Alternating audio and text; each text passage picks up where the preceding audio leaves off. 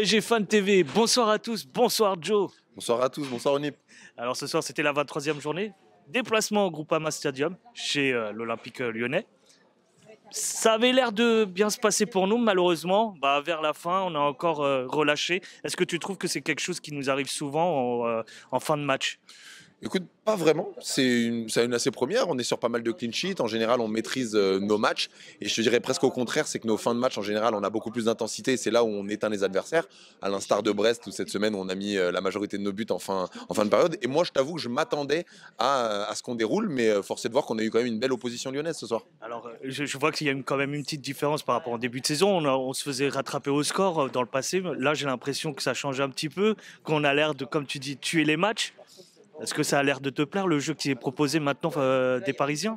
Oui, bien sûr, tu dis le début de saison, j'aurais dit même les saisons d'avant, parce Passé que encore? oui, parce qu'en fait au final on est quand même assez invaincu et on nous rattrape pas, même les défaites C'est qu'on a vrai. eues, hormis l'Atlético, on nous a jamais rattrapé, tu vois, cette saison. Mais bien sûr, force est de constater que le jeu il est extrêmement plaisant, il a beaucoup plus de verticalité, il y a des automatismes qui se créent de partout, enfin les buts qu'on met, c'est des top buts et sont très très beaux à voir. Tu vois, aujourd'hui j'ai vu le match de Liverpool City, je vais pas trop en parler, mais concrètement, je vois chez nous en fait plus d'automatisme aujourd'hui. Ok. Et je suis ravi de voir en fait ce niveau-là.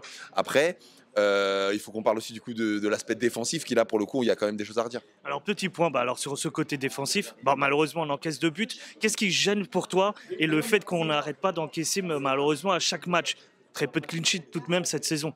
Ouais, on était sur une petite série de clean sheets là qui s'arrête, mais je te dirais que c'est bien parce que on a eu des clean sheets qui étaient très bien payés. Faut Ok. pas oublier que cette équipe brestoise, on leur met 10-0 sur 2 matchs, mais ils font il y a 3 poteaux, ils ont eu des belles frappes et que ça va nous servir d'alerte. C'est bien que les garçons se disent aussi, ok, il faut qu'on reste concerné. Alors certes, il y avait pas Pacho qui est quand même notre homme fort de la défense, mais aujourd'hui, tu avais des Fofana, tu avais du Cherki, ça courait beaucoup, ça a essayé de passer dans le dos et c'est intéressant de voir ce genre de jeu parce que tu as des personnes comme Salah qui peuvent aussi te le faire, Bogojota qui peut aussi en fait te le tester. Donc c'est bien d'avoir ce type de profil-là et de se dire, ok, on est perfectible en défense, on peut prendre des buts et on peut avoir des réactions derrière.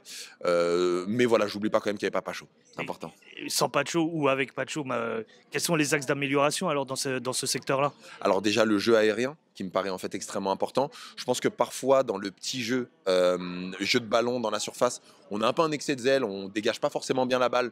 Il faut qu'on progresse aussi. Le fait est que Nuno, qui a été extrêmement fort ce soir, mais on lui demande beaucoup à Nuno. Hein. Il fait des courses incroyables pour se projeter en avant, C'est clair. pour revenir, pour avoir la lucidité.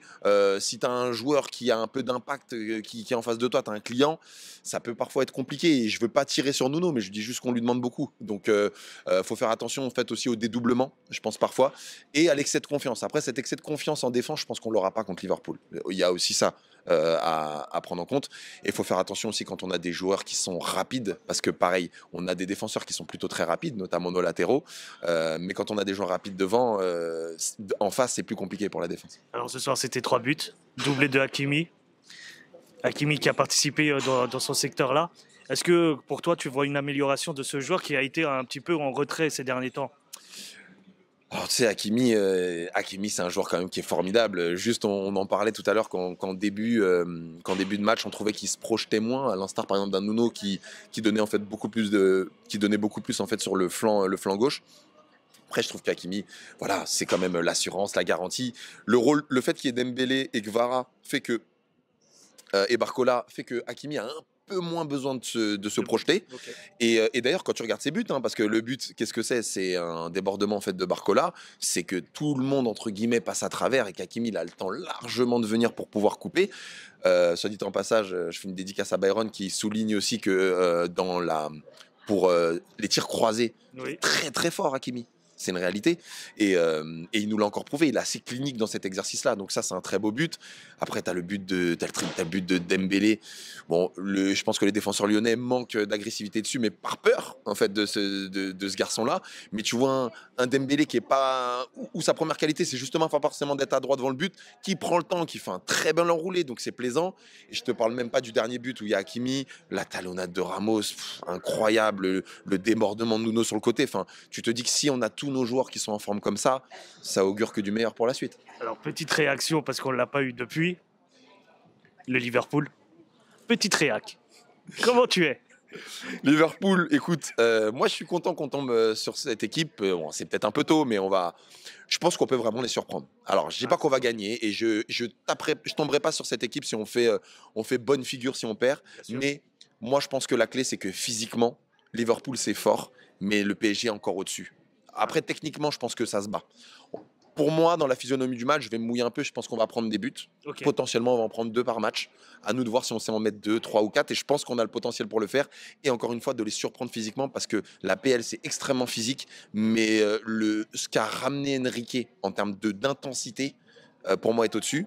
Et pareil, on regardait tout à l'heure avec Byron, il y a aussi une chose intéressante, c'est que Liverpool, ils vont avoir une semaine sans jouer. Ouais. Nous, on va avoir que 3-4 jours. Donc, ça va être un peu le duel entre qu'est-ce qui est mieux entre conserver du rythme pour nous ou avoir de la récup pour eux. Donc, ça va être extrêmement intéressant et j'ai hâte que l'échéance arrive. Super Joe. Merci à toi.